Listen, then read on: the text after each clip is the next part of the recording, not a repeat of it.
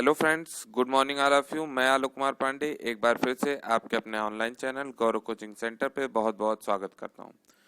Friends, ये हमारी daily current affair की सीरीज है और आज है 12 मई 2020। तो फ्रेंड्स, चलिए शुरू करते हैं आज के करंट अफेयर को। अगर आपको हमारा वीडियो और कंटेंट पसंद आता है तो आप इसे अधिक से अधिक लाइक करिएगा और शेयर भी करिएगा। ओके फ्रेंड्स, चलिए शुरू करते हैं। पहला क्वेश्चन है आज का, कोविड-19 की वजह से दूसरे देशों में फंसे भारतीयों को भारत लाने के लिए भारत सरकार ने कौन सा मिशन चलाया है? वंदे भारत मिशन, भारत की ओर लौटो मिशन, या भारतीय जनता की सुरक्षा, या इनमें से कोई नहीं?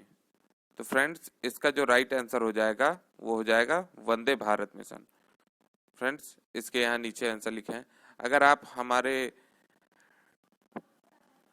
टेलीग्राम ग्रुप से जुड़ना चाहते हैं तो इसकी लिंक हम डिस्क्रिप्शन में डाल देते हैं और आप जुड़ जाइए, वहीं पे पीडीएफ मिल जाएगी। ओके फ्रेंड्स, चलिए आगे शुरू करते हैं। नेक्स्ट क्वेश्चन है हमारा, हाल ही में बुद्ध पूर्णिमा कब मनाई गई? 5 मई, 6 मई, 7 मई, 8 मई? तो फ्रेंड्स, ये जो मनाई गई है ये 7 मई को मनाई गई है। अब चलिए, बुद्ध जी की बात आई है तो इसको भी थोड़ा डिस्कस कर लेते हैं। 7 मई को बुद्ध पूर्णिमा मनाई जाती है। यह दिवस महात्मा बुद्ध की जन्म, मृत्यु, साथ ही साथ आत्मज्ञान की याद दिलाता है। अब फ्रेंड्स, आप जानते हैं कि महात्मा बुद्ध के बारे में बहुत सारे क्वेश्चन पूछे जाते हैं, तो कुछ जो मोस्ट इंपॉर्टेंट क्वेश्चंस हैं उनको हमने सबमिट कर लिया है, देख लेते हैं एक बार।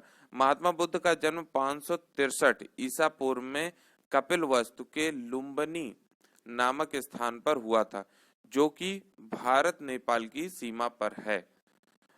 नेक्स्ट है हमारा, इन्होंने 29 वर्ष की अवस्था में गृह त्याग किया, जिसे बौद्ध धर्म में महाभिनिष्क्रमण के नाम से जाना जाता है।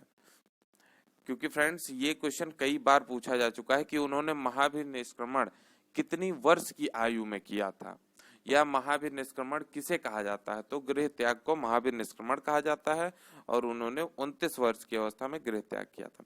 इनके गुरु का नाम अलार कलाम था, जिन्होंने इन्हें सांख्य दर्शन की शिक्षा दी।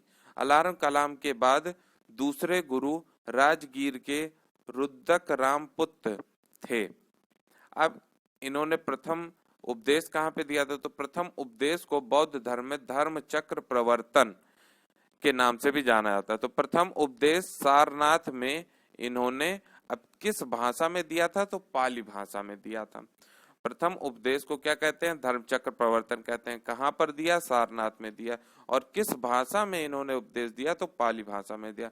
फ्रेंड्स, एक ही लाइन में आपके 3-3, 4-4 क्वेश्चन तैयार हो रहे हैं और ये सभी मोस्ट इंपॉर्टेंट क्वेश्चन हैं और अधिकतर पूछे जाते हैं। नेक्स्ट है, 80 वर्ष की अवस्था में इन्हें 483 ईसा पूर्व में कुशीनारा में इन्होंने देह त्याग किया और इस देह त्याग को महापरिनिर्वाण के नाम से जाना जाता है। महापरिनिर्वाण कितनी वर्ष की अवस्था में हुआ? 80 वर्ष की अवस्था में हुआ। कब हुआ? 483 ईसा पूर्व में। कहां पर हुआ? तो कुशीनारा में हुआ। ओके फ्रेंड्स, चलिए नेक्स्ट क्वेश्चन देखते हैं। हाल ही में किस राज्य सरकार ने आयुष कवच नाम का मोबाइल एप्लीकेशन लॉन्च किया है? जम्मू कश्मीर, पंजाब, उत्तर प्रदेश, या इनमें से कोई नहीं? तो फ्रेंड्स, इसका जो राइट आंसर हो जाएगा वो हो जाएगा उत्तर प्रदेश ने आयुष कवच नाम का मोबाइल एप्लीकेशन लॉन्च किया। अब ये क्यों लॉन्च किया है इसको भी देख लेते हैं। उत्तर प्रदेश सरकार ने यह एप्लीकेशन लॉन्च किया। यह एप्लीकेशन कोविड-19 से लड़ने की प्रक्रिया में प्रतिरक्षा को बढ़ावा देने हेतु स्वास्थ्य उपचार और उपाय प्रदान करने के उद्देश्य से लॉन्च किया गया है। ओके फ्रेंड्स, चलिए आगे बढ़ते हैं। नेक्स्ट क्वेश्चन है हमारा, संयुक्त राष्ट्र पर्यावरण कार्यक्रम UNEP United Nations Environment Programme में गुडविल एम्बेसडर। अब फ्रेंड्स, यहाँ पे पहले बात आती है कि संयुक्त राष्ट्र पर्यावरण कार्यक्रम की गुडविल एम्बेसडर कौन है? तो ये है एक्ट्रेस दिया मिर्जा। ये तो हो गई गुडविल एम्बेसडर की बात। अब आइए देखते हैं क्वेश्चन में क्या कहा था। गुडविल एम्बेसडर के तौर पर एक्ट्रेस दिया मिर्जा का कार्यकाल कब तक के लिए बढ़ा दिया गया? 2020 तक के लिए, 21 के लिए, 22 के लिए, या 2023 के लिए? तो फ्रेंड्स, गुडविल एम्बेसडर के तौर पर दिया मिर्जा का कार्यकाल 2022 तक के लिए बढ़ा दिया गया है। चलिए आगे चलते हैं। थोड़ा और देख लेते हैं। बात आई है संयुक्त राष्ट्र पर्यावरण कार्यक्रम की, तो इसका जो मुख्यालय है वो कहाँ पे है, तो यह है नैरोबी केन्या में, और इसके जो कार्यकारी निदेशक हैं वो है एंगर एंडरसन। ओके फ्रेंड्स, चलिए आगे चलते हैं। गोरखपुर के किस उत्पाद को जीआई टैग दिया गया है? ग्राफिकल इंडिकेशन, जीआई टैग दिया गया है। तो बात आती है सबसे पहला जीआई टैग किसे दिया गया था, तो ये दार्जिलिंग की चाय को दिया गया था। अब ये पहला जीआई टैग कब दिया गया था, ये आप कमेंट बॉक्स में आंसर करिए। अगर आपको नहीं मालूम है तो आप कमेंट बॉक्स में मुझसे पूछ सकते हैं, तो मैं आपको जरूर रिप्लाई करूंगा। चलिए फ्रेंड्स आगे चलते हैं। तो गोरखपुर के किस उत्पाद को जीआई टैग दिया गया है? चांदी के बर्तन को, टेराकोटा को, केसर को, या चाखाओ को? तो फ्रेंड्स ये जो गोरखपुर है वो गोरखपुर के टेराकोटा को जीआई टैग दिया गया है। फ्रेंड्स अब हाल ही में 3 जीआई टैग बांटे गए हैं, इन तीनों को हम देख लेते हैं। गोरखपुर के टेराकोटा को दिया गया है, जम्मू कश्मीर के केसर को दिया गया है, और मणिपुर के चाकहाओ।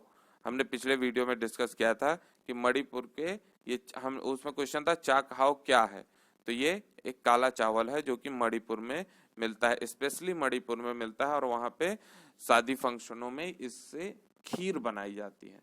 ओके फ्रेंड्स, चलिए चलते हैं। हमारा नेक्स्ट क्वेश्चन है मानव विकास रिपोर्ट 2019 में भारत का कौन सा स्थान है? 130वां, 129वां, 128वां, या इनमें से कोई नहीं? तो फ्रेंड्स ये 2019 की बात कर रहा है, तो यहाँ पे मानव विकास रिपोर्ट, ह्यूमन डेवलपमेंट रिपोर्ट 2019 में इस इंडिया की रैंकिंग है 129, 129। चलिए इसके बारे में थोड़ा डिस्कस कर लेते हैं। यह report United Nations Development Programme के द्वारा 1990 से पेश की जाती है। ये रिपोर्ट मानव विकास रिपोर्ट, ह्यूमन डेवलपमेंट रिपोर्ट 2019, यानी ह्यूमन डेवलपमेंट रिपोर्ट कौन प्रस्तुत करता है? तो United Nation Development Programme UNDP पेश करता है। कब से पेश करता है? तो 1990 से पेश करता है। 2019 में भारत की रैंकिंग 129वीं है, जबकि 2018 में भारत की रैंकिंग 130वीं थी। अब फ्रेंड्स हम अपने भारत की रैंकिंग याद कर ले तो सबसे अंतिम भी एक बार देख लेते हैं। 2019 में सबसे अंतिम स्थान पर नाइजर है जो कि 189th रैंकिंग पे, 189वें स्थान पर। नेक्स्ट क्वेश्चन है हमारा, हाल ही में विश्व प्रवासी पक्षी दिवस कब मनाया गया? 8 मई, 9 मई, 10 मई, या 11 मई? तो फ्रेंड्स इसका जो राइट आंसर हो जाएगा वो हो जाएगा 9 मई को मनाया गया। अब चलिए इसके बारे में थोड़ा विस्तार से देख लेते हैं। 9 मई को विश्व प्रवासी पक्षी दिवस मनाया गया। अब इसकी theme birds connect our world, birds connect our world थी। यह दिवस वर्ष में 2 बार मनाया जाता है, और 2 बार वो भी कब कब? तो मई और अक्टूबर के सेकेंड सैटरडे यानी दूसरे शनिवार को मनाया जाता है। भारत में आने वाले प्रमुख प्रवासी पक्षी कौन कौन से हैं? अब बात हुई है प्रवासी पक्षी की, तो प्रवासी पक्षी कौन कौन से हैं ये भी देख लेते हैं। साइबेरियन सारस, यह दुनिया का सबसे बड़ा उड़ने वाला पक्षी है। साइबेरिया के जंगलों से प्रतिवर्ष सर्दियों के मौसम में केवलादेव घाना राष्ट्रीय उद्यान में आता है। अब फ्रेंड्स आप कमेंट बॉक्स में यह आंसर करिए कि केवलादेव घाना राष्ट्रीय उद्यान कहाँ पर है। अमूर फाल्कन अफ्रीका से आता है। राजहंस जिसको ग्रेटर फ्लेमिंगो भी कहते हैं, ये गर्मियों के दौरान आता है। और एशियन कोयल ये सिंगापुर से भारत आते हैं। चलिए फ्रेंड्स आगे चलते हैं। नेक्स्ट है हमारा, हाल ही में ईरान की नई मुद्रा का क्या नाम रखा गया है? रियाल, रियाद, रोमन की टोमन?